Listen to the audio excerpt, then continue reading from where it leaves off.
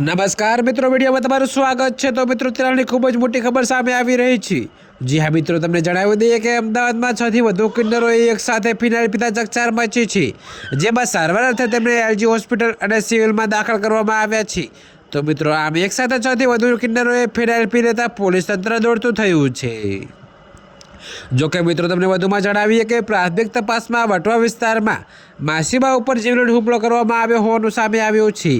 તો મિત્રો, બાદમાં કિન્નર કામિની દેનો વટવા પીઆઈ સામે આક્ષેપ કરવામાં આવ્યો હતો, જેમાં વટવા પોલીસ દ્વારા આરોપી વિરુદ્ધ કાર્યવાહી કરવામાં આવી ન હોવાનો આક્ષેપ કરાયો હતો।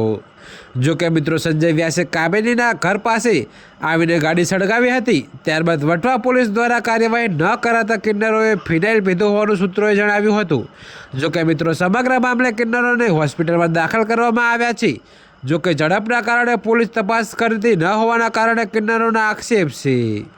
તો મિત્રો, અત્યારે હાલ માટે આટલું જ। મળીશું નવી અપડેટ સાથે। અને જો તમને મારા વિડીયો પસંદ આવતા હોય તો વિડીયોને લાઇક, કોમેન્ટ, શેર અને અમારી ચેનલને સબસ્ક્રાઈબ કરવાનું ભૂલતા નહીં મિત્રો।